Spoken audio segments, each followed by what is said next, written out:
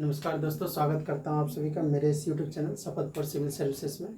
आज हम लोग पढ़ेंगे प्राचीन भारत का इतिहास, जो कि शुरुआत करेंगे हम लोग, जिसमें हम लोग पढ़ेंगे ऋग्वेद के बारे में और प्राचीन भारत में हुआ क्या क्या था, ऋग्वेद आया कैसे, कहाँ से, ऋग्वेद में क्या क्या आते हैं।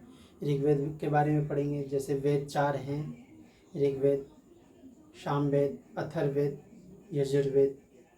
ठीक है, तो इन चारों के बारे में पढ़ेंगे। तो सबसे पहले आज जो हम लोग स्टार्ट करेंगे वो मैंने ये बोर्ड पे लिख रखा है। ठीक है, तो बोर्ड पे लिख रखा है और ऋग्वेद के बारे में ही आज मुख्यतः हम लोग जानकारी प्राप्त करेंगे। तो चलिए शुरुआत करते हैं। पहले भारत के इतिहास के बारे में जान लेते हैं।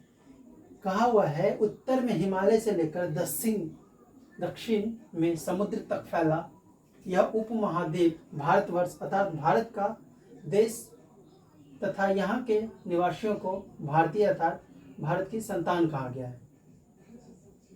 यूनानियों ने भारत के इंडिया कहा है, यहाँ पे गलत हो गया है, यहाँ पे भारत को हो जाएगा, है ना। यूनानियों ने भारत को इंडिया कहा है।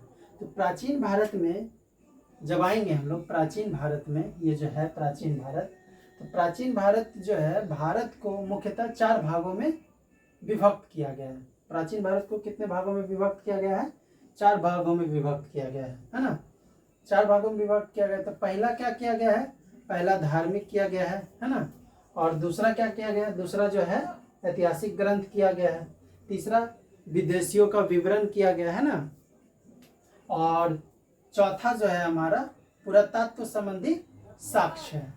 ये हो गया हमारा प्राचीन भारत के बारे में कि क्या क्या आया। और सब अब स्टार्ट करेंगे हम लोग ऋग्वेद।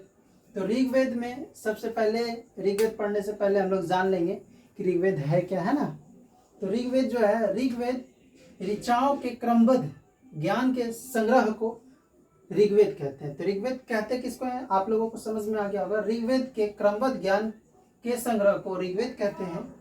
इनमें 10 मंडल हैं। टोटल जो है ऋग्वेद में 10 मंडल है और 1028 सूक्त हैं एवं 10,462 ऋचाएं हैं।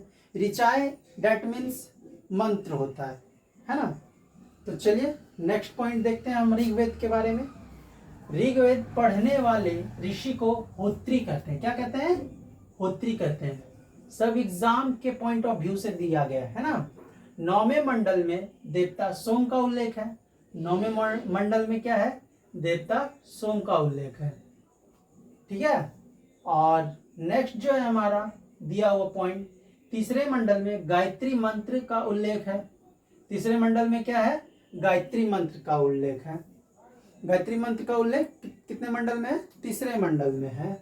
7वें मंडल में शिक्षा और 10वें मंडल में चतुष्वर्ण समाज की कल्पना की गई है।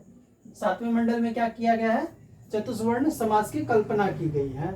8वें मंडल में, ये जो 8वां मंडल है हमारा, ठीक है, 8वें मंडल में ऋचाओं को पढ़ने वाले 8वें मंडल की ऋचाओं को खील कहा जाता है।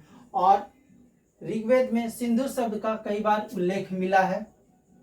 ऋग्वेद में सिंधु शब्द का कई बार उल्लेख मिला है। सिंधु शब्द जो है हिंदू शब्द का अपभ्रंश है ना, जो कि मैंने यहाँ लिखा नहीं है, आप लोगों को बता दिया। ये सिंधु शब्द जो है हिंदू शब्द का अपभ्रंश है। स्वास्तिक जो है, ये स्वास्तिक चिन्ह जो है, ये स्वास्तिक चिन्ह, ये साक्ष्य है हड़प्पा कालीन सभ्यता का। सबसे, यदि कहीं इससे क्वेश्चन आता है, हड़प्पा कालीन सभ्यता सबसे प्रथम साक्ष्य कहाँ से प्राप्त हुआ है? स्वास्तिक चिन्ह का साक्ष्य कहाँ से प्राप्त हुआ था? हड़प्पा कालीन सभ्यता से। ठीक है। ऋग्वेद के दूसरे मंडल से 7वें मंडल को सबसे प्राचीन मंडल माना जाता है। ऋग्वेद के दूसरे मंडल से 7वें मंडल को सबसे प्राचीन मंडल माना जाता है। संवाद सूक्त ऋग्वेद के भारतीय नाटक के आरंभिक सूत्र में पाए जाते हैं। यह पॉइंट हो गया। ऋग्वेद में पुरुष देवता की प्रधानता है। इंद्र का सबसे अधिक 250 बार उल्लेख हुआ है ऋग्वेद में। अग्नि का 200 बार उल्लेख हुआ है। ऋग्वेद में इंद्र को पुरंदर अर्थात किला तोड़ने वाला कहा गया है। कृषि संबंधी जानकारी 4थे मंडल से प्राप्त होती है ओम भूर्भुवः स्वः गायत्री मंत्र जो है हमारा ऋग्वेद से लिया गया है। तो अब यहीं तक हम लोग पढ़े, ठीक है। यहाँ तक जो हम लोग पढ़े, तो यहाँ से इससे हमको क्या पता चला, ऋग्वेद का जो जितना भी जानकारी था, हम इस पॉइंट ऑफ एग्जाम के पॉइंट ऑफ व्यू से जितना भी जानकारी था, जैसे भारत का इतिहास जो है ऋग्वेद में लिया गया था, जैसे कहाँ से आया, उत्तर में हिमालय से लेकर दक्षिण समुद्र तक, पहला ये सब पढ़े। और प्राचीन भारत के मुख्यतः 4 भागों में बांटा गया है। सबसे पहला हम लोगों ने पढ़ा धर्म ग्रंथ, ऐतिहासिक ग्रंथ, विदुषियों का विवरण, पुरातत्व संबंधित साक्ष्य। ऋग्वेद कहते हैं किसको है, ऋचाओं के क्रमबद्ध ज्ञान के संग्रह को ऋग्वेद कहते हैं। इनमें 10 मंडल है, 1028 सूक्त है, 10,462 ऋचाएं हैं। ऋग्वेद पढ़ने वाले ऋषि को होत्री कहते हैं। 9वें मंडल में देवता को सोम का उल्लेख है। 3रे मंडल में गायत्री मंत्र का उल्लेख है। 7वें मंडल में शिक्षा और 10वें मंडल में चतुष्वर्ण समाज की कल्पना की गई है। 8वें मंडल की ऋचाओं को खील कहा जाता है। ये सब हम लोगों ने आज पढ़ा है ना। स्वास्तिक चिन्ह का सबसे प्रथम साक्ष्य कहाँ से मिलता है, तो हड़प्पा कालीन सभ्यता से मिलता है। ऋग्वेद के दूसरे से 7वें मंडल को सबसे प्राचीन मंडल माना जाता है। ये सब हम लोगों ने पढ़ा। इतना यदि याद हो जाता है तो किसी भी एग्जाम में कोई भी प्रश्न ऋग्वेद से खास करके नहीं छूटेगा, है ना। तो आज का क्लास यहीं पर समाप्त करते हैं। अब हम लोग पढ़ेंगे यजुर्वेद के बारे में। तो चलिए शुरुआत करते हैं, यजुर्वेद को देखते हैं। शाश्वत पाठ के लिए मंत्रों तथा बलि के समय अनुपालन किए के लिए नियमों का संकलन यजुर्वेद कहलाता है। इसके पाठकर्ता को अथर्वयु कहते हैं, है ना। इसका जो पॉइंट है हमारा, इसका बलि के समय जो मंत्र का उच्चारण करके बलि देते हैं हम लोग, जैसे कभी देखे होंगे कि मंदिरों में देते हैं बलि, काली जी के मंदिरों में या बहुत सारे मंदिरों में बलि दिया जाता है। तो उसका जो अनुपालन करते समय मंत्र और नियम का संकलन कहते हैं, उसी को यजुर्वेद कहते हैं। और इसके पाठकर्ता को अथर्वयु कहते हैं। यह एक ऐसा वेद है जो गद एवं पद दोनों में है। यजुर्वेद ही एक ऐसा वेद है जो कि गद एवं पद दोनों में है। चलिए नेक्स्ट देखते हैं सामवेद। सामवेद का पहला पॉइंट है हमारा, यह गाई जा सकने वाली ऋचाओं का संकलन है।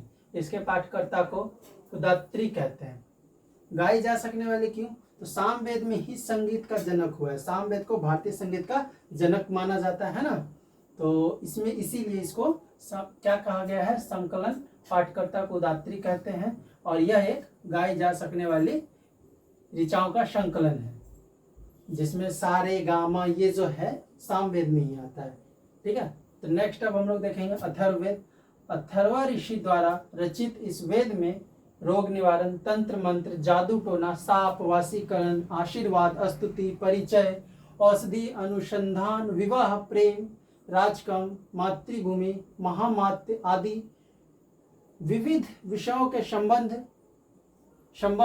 मंत्र का वर्णन है। इसमें जैसे अथर्ववेद के अंतर्गत जो है प्रेम, विवाह, शादी, अनुसंधान, औषधि बनाने का जो भी क्रिया है उसको क्या कहेंगे, अथर्ववेद के अंतर्गत आता है। इस वेद में मान लीजिए जादू टोना है, तो क्वेश्चन दे दिया जादू टोना किस वेद से संबंधित है, तो अथर्ववेद देंगे। मान लीजिए दे दिया वशीकरण किस वेद से संबंधित है, अथर्ववेद देंगे। क्वेश्चन इसमें बहुत सारा आ सकता है और आया भी है। औषधि किस वेद से संबंधित है, औषधि जो है हमारा अथर्ववेद से संबंधित है। अथर्ववेद में कन्याओं की जन्म का निंदा किया गया है। इसमें सभा एवं समिति को प्रजापति की 2 पुत्रियां कहा गया है ना। सबसे प्राचीन वेद ऋग्वेद एवं सबसे बाद का वेद अथर्ववेद है। और कोई भी क्वेश्चन पूछता है यहाँ से कि सबसे प्राचीन वेद हमारा कौन सा है, तो सबसे प्राचीन वेद ऋग्वेद है। सबसे बाद वाला वेद अथर्ववेद है ना। पुराणों में मत्स्य पुराण सबसे प्राचीन एवं प्रामाणिक है। पुराण में सबसे पुराना कौन सा है, तो मत्स्य पुराण। पुराणों में मत्स्य पुराण सबसे प्राचीन एवं प्रामाणिक है ना। स्मृति ग्रंथ में सबसे प्राचीन एवं प्रामाणिक मनुस्मृति मानी जाती है।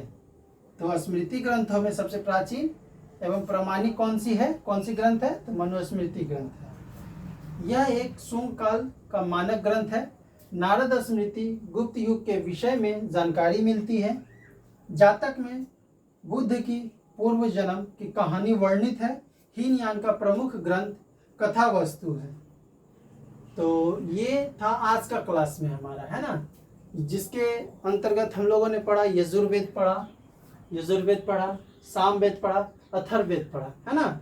और इसके बाद जो है हम लोग पढ़ेंगे जो भारत में विदेशी विवरण आए हैं, विदेशी यात्री आए, ये सब पढ़ेंगे। तो आज का क्लास यहीं पर समाप्त होता है ना।